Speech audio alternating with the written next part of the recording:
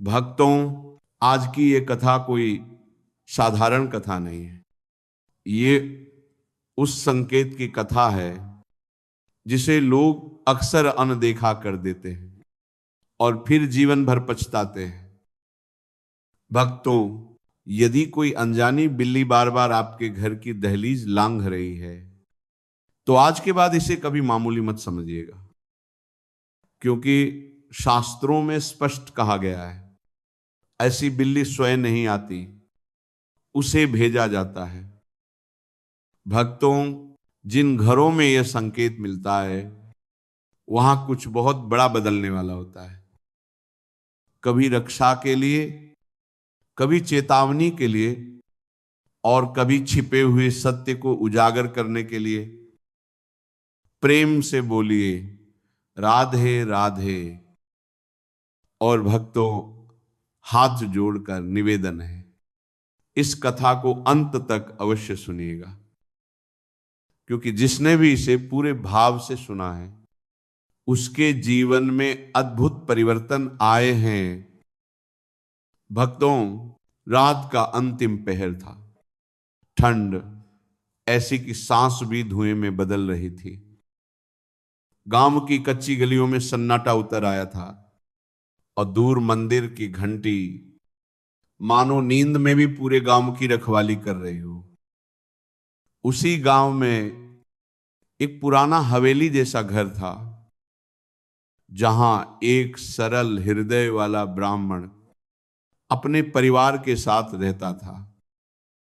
भक्तों, उस रात घर के मुखिया के मन में अजीब सी व्याकुलता थी, जैसे कोई अदृश्य परछाई छत पर घूम रही हो। वे आंगन में आए। तुलसी चौरे पर दिया टिमटिमा रहा था। उन्होंने मन ही मन कहा, हे नारायण, सब कुशल रखना। भक्तों, तभी कच्चे फाटक के पास से एक धीमी सी आवाज आई, म्याऊं। वे ठिठक गए।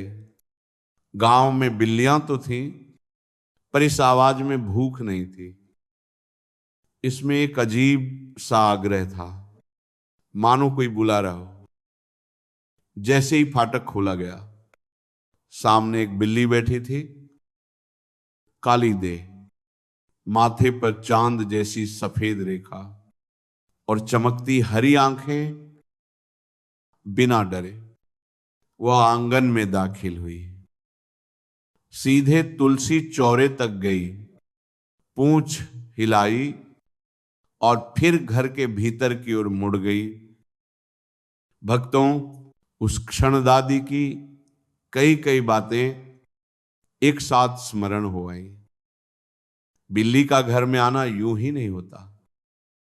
कभी संकेत, कभी चेतावनी और कभी रक्षा मंत्र कर रहा था, पर अंतरात्मा कांप रही थी। भक्तों, बिल्ली घर के भीतर चली गई, अनाज के मटकों को सूंघा और फिर अचानक दीवार के कोने की ओर घूरने लगी, जैसे वहां कोई खड़ा हो।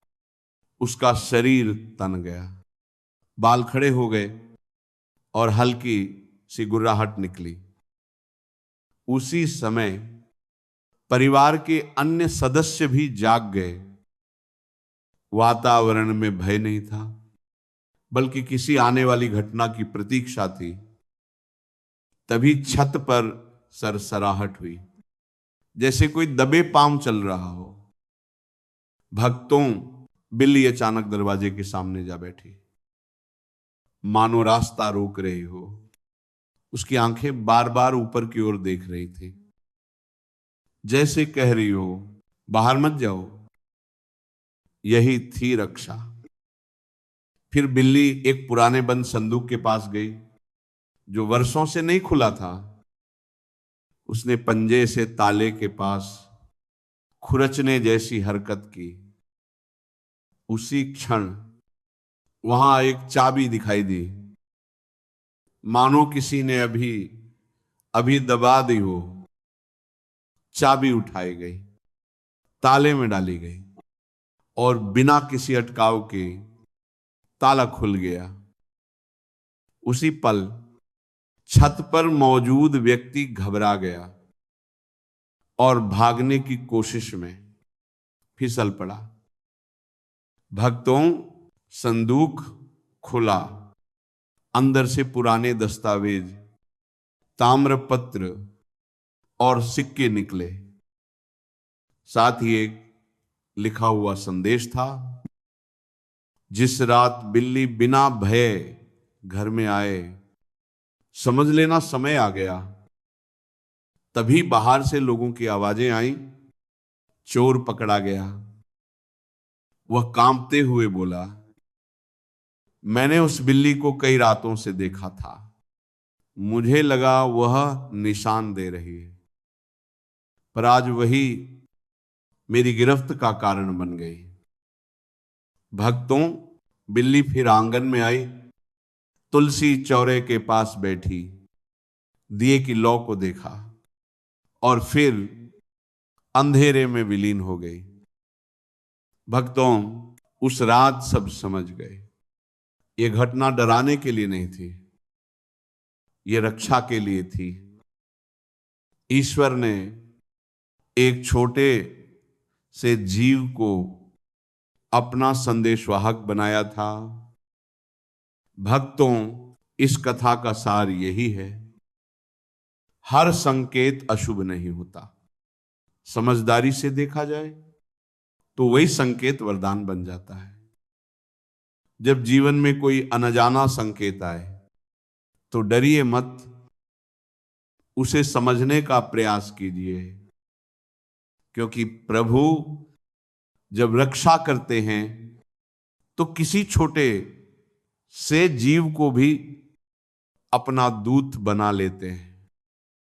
भक्तों, यह कथा यहीं पूर्ण होती है, पर इसका संदेश आपके जीवन में निरंतर चलता रहे। राधे राधे।